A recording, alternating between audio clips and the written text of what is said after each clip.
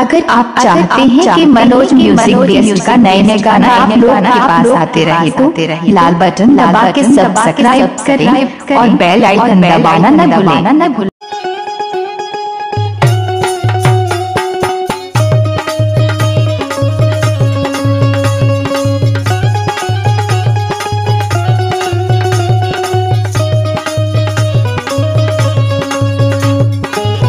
Mix by Manoj Patel.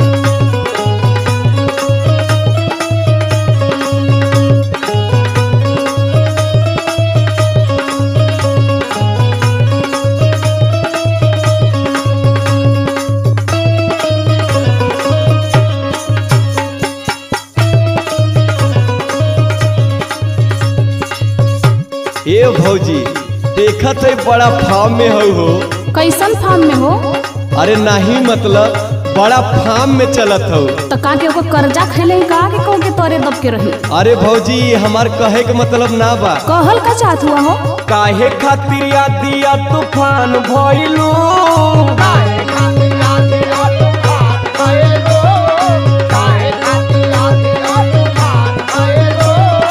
काहे खातिर दिया तूफान भइलू, भौजी हो मोहल्ला के तू डान भइलू।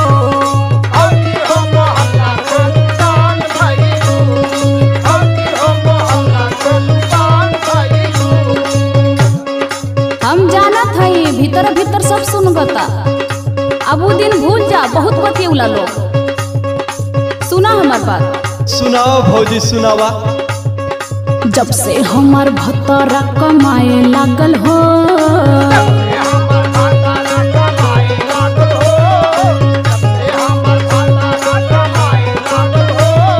जब से हमार भतरा कमाए लागल हो तो पड़ोसियन के परपराए लागल हो।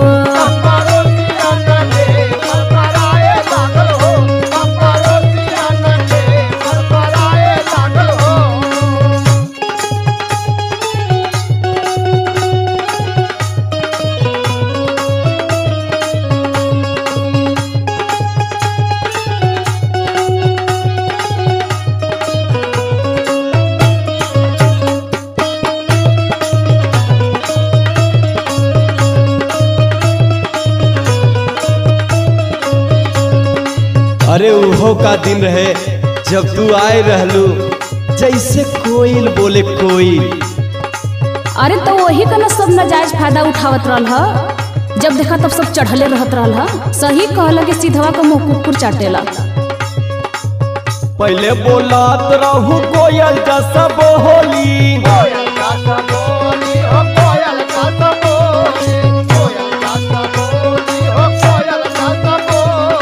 मुहावे से अब तू छोड़े लू बमा गोली।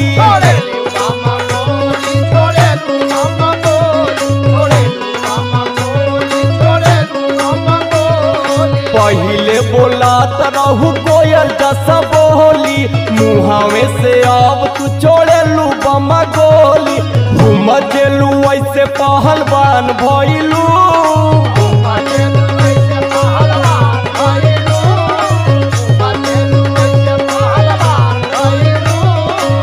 मचलू ऐसे पहलवान भइलू, भौजी हो मोहल्ला के तू डान भइलू।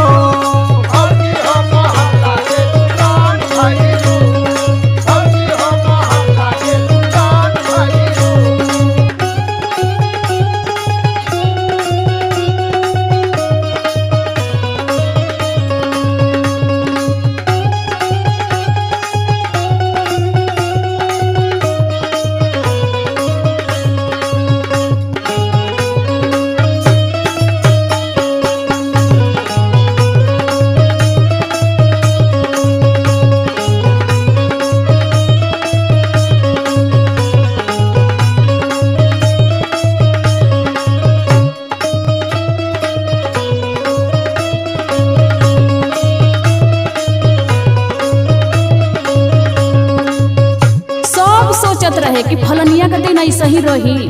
अरे ना भौजी सबके दिन बदलत है, लेकिन तोहार कुछ मिजाजे अलग हो गई। काहे ना बदल जाई हो? हम भुलायल थोड़ी हैं। सुनो रहला कमाई सब लोग हमके डहले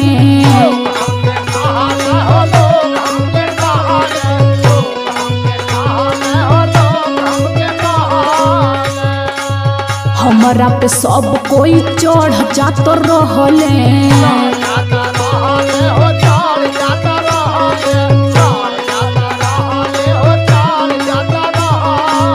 रहला कमाई सब लोग हमके डहले हमरा पे सब केहू चढ़ जात रहले जेठी औरी माहिर के बुझाए लागल हो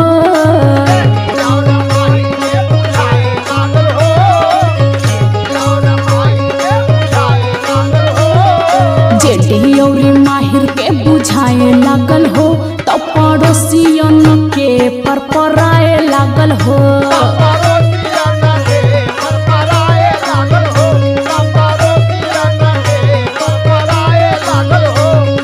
भौजी हो मोहल्ला के तू